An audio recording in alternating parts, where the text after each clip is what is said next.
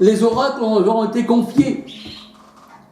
Et la nouvelle Jérusalem, elle n'est pas appelée la nouvelle Rome. C'est toujours Jérusalem, sauf que c'est la nouvelle, c'est toujours juif. Jésus, le roi des Juifs. Alléluia. Alors c'est vrai qu'en Christ, puisqu'il a réuni en un seul corps le Seigneur, en Christ, il n'y a plus ni juif, il n'y a plus ni grec, il n'y a plus ni homme, il n'y a plus de femme.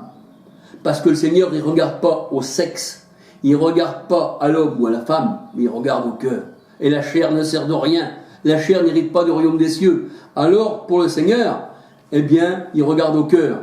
Et si le cœur est converti au Seigneur, si le Seigneur dit vous êtes circoncis de cœur, parce que c'est du cœur que viennent les mauvaises pensées, les adultères, il n'y a rien du dehors qui rentre en vous, donc il n'y aurait pas un démon du dehors qui rentrerait en vous, qui irait vous souiller, parce que c'est de votre cœur et qu'il faut le circoncire, eh bien le Seigneur il dit, voici, il n'y a plus ni homme, ni grec, ni juif, ni homme, ni femme. Et vous? Alors il m'a semblé bon de partager avec vous ces quelques paroles. Peut-être que c'est un peu, je m'en excuse, peut-être que c'est un peu bref, peut-être que je fais peut-être du mal à quelqu'un en parlant bref.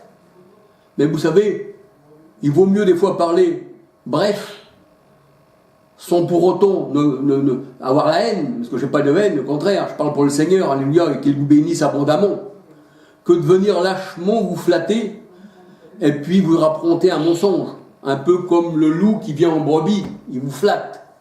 Et vous savez que Paul disait, eh bien que si il flattait les hommes, il était contre le Seigneur. Il dit, je ne flatterai aucun homme. Au contraire, je dirai ce qui est. Et où? Moi, je préfère qu'on vienne tout bref m'enlever une épine du pied, qu'on me flatte dans le dos, mais qu'on me laisse avec mon épine. Alléluia. Parce que le Seigneur, eh bien, est amour. Et quand il disait aux pharisiens, race de vipère, race de serpent, c'est pas pour autant que Dieu n'est pas amour. Quand il disait hypocrite, quand il disait vous êtes des loups, vous êtes des scorpions, votre maison vous sera laissée déserte. Et on le voit dans Galates 4, 21 à 31, que maintenant c'est devenu le mur des lamentations. Le temple a été détruit, et la parole de Dieu nous dit que ça sera l'Arabie, et on voit que la mosquée d'Omar, elle est justement là, c'est bien l'Arabie, voyez-vous. Mais nous on ne fait pas partie de cette Jérusalem-là, où c'est que les nations rentrent, comme ils le veulent, dans cette Jérusalem-là qu'ils appellent 3 fois sainte. Eh bien, vous avez des juifs selon la chair, vous avez des catholiques selon la chair, je dis tous les jours la chair, mais vous avez aussi les protestants selon la chair, et ils l'appellent 3 fois sainte. Voyez-vous, ils l'appellent 3 fois sainte, alors que c'est la chair, c'est des enfants de la chair. Comment qu'un enfant de Dieu qui lit tous les jours la parole de Dieu, qui voit dans Galates 4, 21 à 31, que c'est Agar, que c'est la chair, et que toi tu peux dire, eh bien, cette ville, elle est 3 fois sainte, on l'appelle la ville sainte. Le Seigneur, il ne l'appelle pas comme ça. Il l'appelle la chair, il l'appelle l'Arabie. Et Apocalypse 11, verset 8, il appelle Sodome et Gomorrhe, là où Christ a été crucifié. Voyez-vous? Donc il faut sortir tout ça.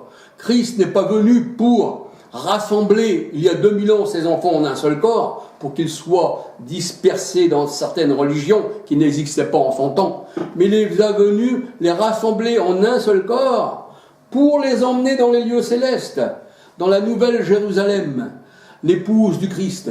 Alléluia, ça c'est merveilleux.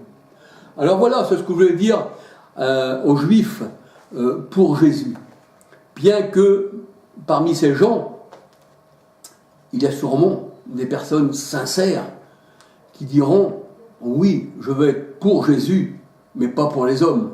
Parce que si vous êtes attachés au protestantisme, au catholicisme, aux témoins de Jéhovah, aux pentecôtistes, aux musulmans, aux bouddhistes, à toutes les religions du monde, vous avez choisi une religion. Et ce n'est pas Christ qui vous a choisi avant la fondation du monde. Votre salut vient de vous. Et le Seigneur Jésus-Christ disait, ce n'est pas vous qui m'avez choisi, mais c'est moi qui vous ai choisi. Même Jésus en tant qu'homme, quand il est venu, il n'a pas dit, voici, je fais ma volonté. Mais il dit, je suis venu faire la volonté de celui qui m'a envoyé. Même la volonté de Dieu ne vient pas de nous. Le vouloir et le faire vient de Christ. Acte 16, 6, 7, et l'Esprit de Jésus-Christ ne leur permettait pas d'aller de tel et tel endroit. Voyez-vous? C'était pas d'eux-mêmes. Et la parole de Dieu nous dit que les hommes ont parlé par l'Esprit du Christ de la part de Dieu. Et celui qui nous écoute, écoute le Christ, mais celui qui nous rejette, rejette le Christ. Et le Seigneur, il dit, il y en a qui viennent dans leur propre nom, comme les catholiques, comme les protestants, les assemblées de Dieu, les pentecôtistes, les anabaptistes. Et tous ces gens-là protestent contre eux, même. Parce que chacun d'eux-mêmes, malgré qu'ils sont sortis de la grande prostituée romaine, ils se battent contre eux et ils protestent contre eux. Mais ils protestent aussi contre Christ. Alors ce sont vraiment, vraiment, vraiment des protestants. Voyez-vous ? Et moi aussi je proteste. Je proteste tout ce qui n'est pas pour Christ. Je proteste contre les ténèbres. Je proteste contre tout ce qui est fait de main d'homme. Et Dieu n'habite pas dans les tombes faites de main d'homme. Parce que les églises catholiques, tout ça, ça a été fait par les hommes. Et Dieu n'habite pas dans les pierres. Vous savez, si le Seigneur il a détruit le temple de Jérusalem, et la loi de Moïse, et tout ce qui s'ensuit, et Jérémie 3,16 nous dit que l'arche de l'Alliance, on ne s'en rappellera plus, elle ne reviendra plus à la mémoire, ben ça veut dire qu'il n'y a plus rien. Maintenant, le Seigneur, il dit qu'il a effacé carrément la loi de Moïse. Malachie 4,4, Éphésiens 2,15. Il a totalement enlevé les préceptes et les ordonnances de Moïse. Malachie 4,4, Éphésiens 2,15. Romains 10,4 nous dit que Christ est la fin de la loi. Et la Bible dit que si toi tu fais seulement un commandement de la loi, tu es déchu de la grâce. Tu es déchu de la grâce. Ah oui, c'est écrit dans la parole de Dieu. Tu es déchu de la grâce. Si tu fais simplement un seul commandement de la loi, tu es déchu. Et Christ serait même mort en vain si vous restez sous la loi. Voyez-vous ? La parole de Dieu nous dit dans Jean 1,17, la loi était venue par Moïse, la grâce par Christ. Et Hébreux 7, 11, 12, 16, 18, nous dit que toutes les ordonnances de la loi ont été abolies. Parce que ça n'apportait rien de bon. Et si vous restez sous la loi, la parole de Dieu nous dit, c'est dans 1 Timothée 1, 9, 10, 1 Timothée 1, 9, 10, je vais regarder pour être plus sûr.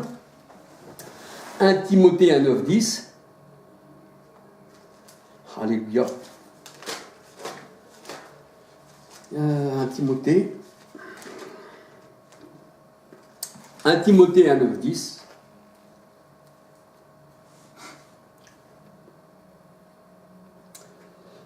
Nous savons bien que la loi n'est pas faite pour le juste. Donc elle n'est pas faite, la loi n'est pas faite pour le juste. Le juste n'a pas besoin de loi, elle n'est pas faite pour lui. Mais pour les méchants et les rebelles, les impies et les pécheurs, les irreligieux et les profanes, les parricides et les meurtriers, les débauchés, les homosexuels, les voleurs d'hommes. Les voleurs d'hommes, vous savez ce que c'est? C'est ceux qui disent viens chez nous, il y a la vérité. Les voleurs d'hommes. Les menteurs, les parjures et tout ce qui est contraire à la saine doctrine, conformément à l'évangile de la gloire du Dieu bienheureux. Évangile qui dit Paul, qui m'a été confié. L'évangile a été confié aux apôtres en leur temps. Ça, il y a encore toute une étude que je mets dans mes vidéos. Voyez-vous? Alors, on regarde que la loi, elle a été faite pour les homosexuels. Alors, ceux qui se disent de la loi, ils peuvent se considérer, c'est pas moi qui le dis, la parole de Dieu le dit, comme des méchants, des injustes, des rebelles, des impies, des irreligieux, des profanes, des parricides, des meurtriers, des voleurs d'hommes, des menteurs, des parjures, et tout ce qui est contraire à la saine doctrine. 1 Timothée 1, 9, 10. Voyez-vous? Donc la loi, elle a été totalement annulée. Et c'est même écrit encore dans Hébreux 8. Hébreux 8.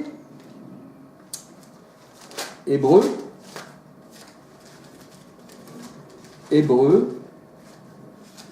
Pardon, c'est un peu long. Hébreux, verset 8. Hébreux 8. Hébreux 8. En effet, si la première alliance, Hébreux 8, 7 à 13. Hébreux 8, 7 à 13. En effet, si la première alliance avait été sans défaut, il n'aura pas été question de la remplacer par une seconde. Car c'est avec l'expression d'un blâme que le Seigneur dit à Israël. Voici les jours viennent, dit le Seigneur, où je ferai de la maison d'Israël et la maison de Juda une nouvelle alliance. Non comme l'alliance que je traitais avec leur père. Le jour où j'ai saisi par la main pour les faire sortir du pays d'Égypte. Car ils n'ont pas persévéré dans mon alliance. Et moi non plus je ne suis pas soucié d'eux, dit le Seigneur. Mais voici l'alliance que je ferai avec la maison d'Israël. Après ces jours-là, dit le Seigneur, je mettrai mes lois dans leur esprit, je les écrirai dans leur cœur, et je serai leur Dieu, et ils seront mon peuple. Personne n'enseignera plus son concitoyen,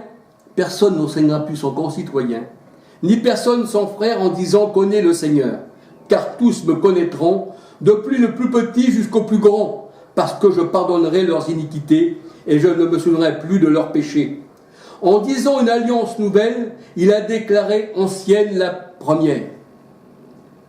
Hébreux 8, 7 à 13. Il a déclaré ancienne la première. Malachie 4, 4, Éphésiens 2, 15. 1 Corinthiens 10, 4. Voyez-vous ? Et faire seulement un commandement de la loi, la parole de Dieu nous dit, on est déchus de la grâce. Et Christ est mort en vain parce qu'il nous a libérés de la loi, bien que la loi était spécialement pour les Juifs. Romains 3, 19, 20. Voyez-vous ? Voilà. Alors c'est ce que je voulais vous dire, c'est ce que je voulais partager avec vous, sans pour autant vous blâmer, parce qu'on n'est pas là pour ça. Sinon ça ne serait pas dans le plan du Seigneur qu'on viendrait par des vidéos attaquer les gens. Mais on parle de la manière dont le Seigneur veut qu'on parle. Donc j'ai parlé comme Dieu veut, Dieu vous aime, Dieu aime tous les hommes, il est venu pour le monde entier, c'est certain, mais les ténèbres ne l'ont pas reçu, voyez-vous.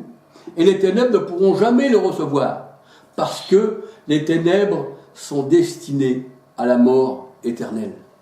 C'est pour ça que la parole de Dieu, l'évangile, c'est une odeur de vie pour ceux qui sont destinés à la vie, mais une odeur de mort pour ceux qui sont destinés à la mort. Voyez-vous ? Alors c'est ce que je voulais vous dire, que les démons n'existent pas. Même Pilate, il dit au Seigneur Jésus-Christ, crois-tu que je n'ai pas le pouvoir de te lâcher ou de te crucifier ? Qu'est-ce qu'il lui dit le Seigneur Jésus-Christ ? Tu n'aurais de pouvoir que celui que donne celui qui est en haut. Parce que c'était dans la loi de Dieu que Pilate devait parler comme ça. Pilate, sans le savoir, accomplissait la loi de l'Éternel. Et les soldats romains, quand ils ont percé le Christ, sans le savoir, ils accomplissaient les Écritures, afin que s'accomplissent les Écritures. Et dans Actes 13, 27, 28, la parole de Dieu nous dit que les scribes, les pharisiens, les nations ont accompli tout ce qui se lisait chaque sabbat pour Christ. Parce que Dieu voulait que ça se passe comme ça. Même Judas, quand on regarde Judas, qui a livré le Seigneur Jésus-Christ, eh bien, il est dit dans la parole de Dieu, dans Actes 1,16, que le Saint-Esprit avait prédit d'avance que Judas serait le guide de celui, eh bien, qui livrerait Jésus. Et Judas n'était pas pris d'un démon, puisque le mot démon n'existe pas. Quand Jésus est venu, il a enlevé les esprits impurs des hommes, c'est vrai. Mais vous savez que le Seigneur a mis les esprits impurs sur le monde. Et même avant la venue de Jésus, vous prenez 1 Samuel 16, 14, la parole de Dieu vous dit que l'Éternel envoya un mauvais esprit sur Saül. Et Saül fut agité et il voulait tuer David. 1 Samuel 16, 14. Deutéronome 28, 28, la parole de Dieu nous dit que l'Éternel, eh bien, envoie un esprit d'agitation sur le monde. Et il bénit, mais aussi il maudit. Deutéronome 28 à 68. 1 à 68. Voyez-vous ? Et la parole de Dieu, elle nous dit que c'est Dieu qui élève, mais c'est Dieu qui abaisse. Eh oui. Je prends bien dans 2 Samuel, et j'ai un petit peu le temps. 2 Samuel. 1 Samuel.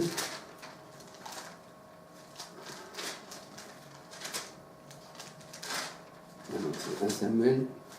Alléluia.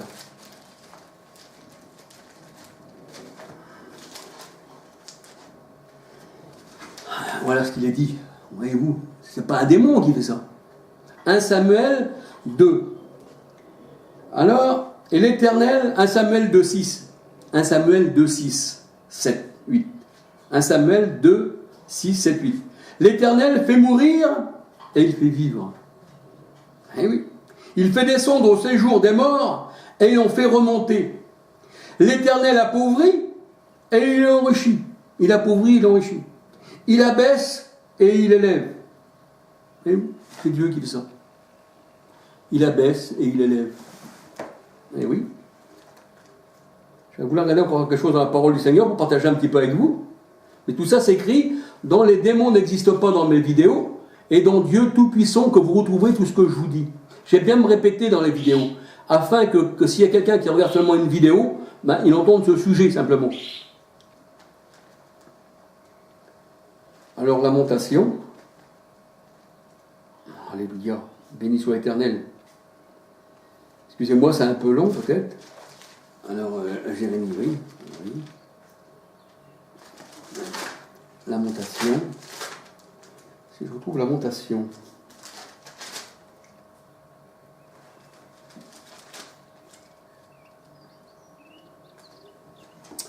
Lamentation 3.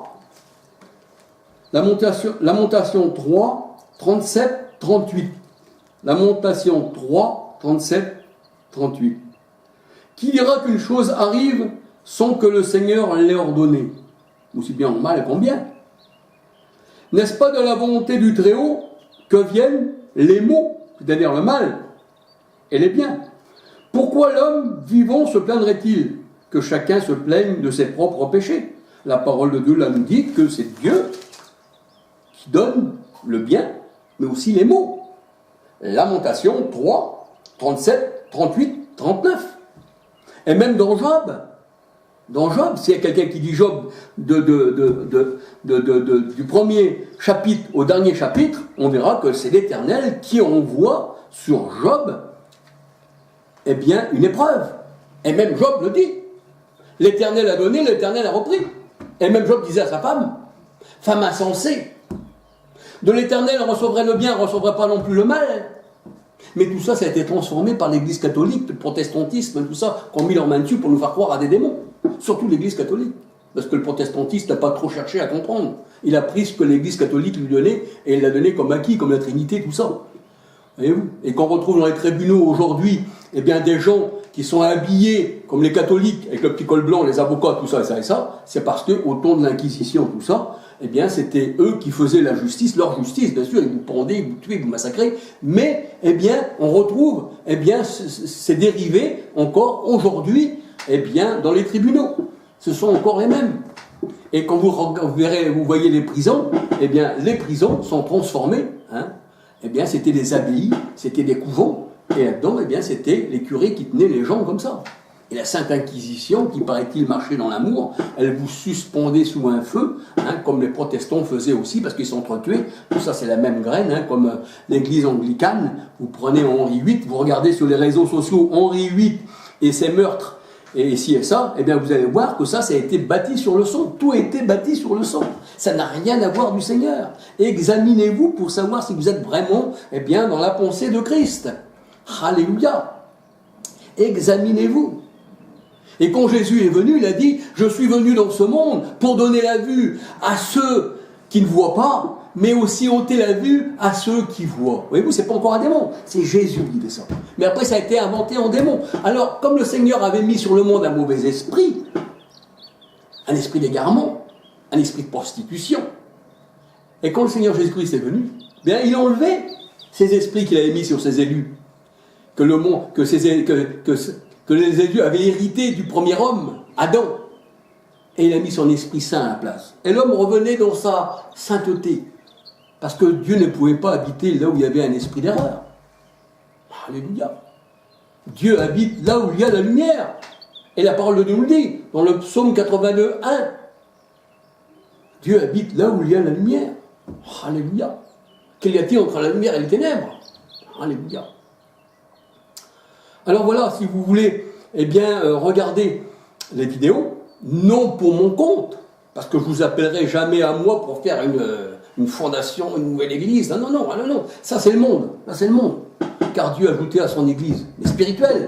Donc si elle ne fait pas partie de ce monde, cette église, on ne fait pas partie du monde. Donc je ne peux pas vous dire, venez, on va fonder une église comme le fait le monde, non. Au contraire, moi je veux plutôt que vous veniez à Christ et que vous fassiez partie de cette église spirituelle que le monde ne peut pas voir. Alléluia. Et si on vous dit, il est ici, il est là, et là, ne le croyez pas. Voyez-vous, Christ est dans nos cœurs. Les gens disent aujourd'hui, on l'attend, il revient. S'il revient, il n'est pas en toi, alors, parce que tu l'attends. Le Seigneur a dit, je ne te laisserai pas orphelin. Je t'attends, tu n'es pas là, Maranatha, il revient. Alors, s'il revient, tu n'es pas le temple du Christ. Tu n'as pas l'Esprit du Christ. Et Jésus, la parole de Dieu nous dit qu'il donne ses ordres par l'Esprit Saint. Acte 1, 2. Acte 16, 6, 7. Et oui, Jésus donne ses ordres par l'Esprit Saint. Et Paul disait, ce n'est plus moi qui vis, c'est Christ qui vit en moi.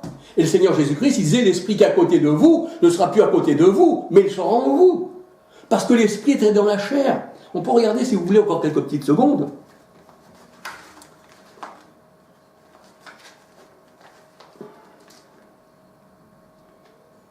Je crois que c'est dans Jean 14. Jean 14.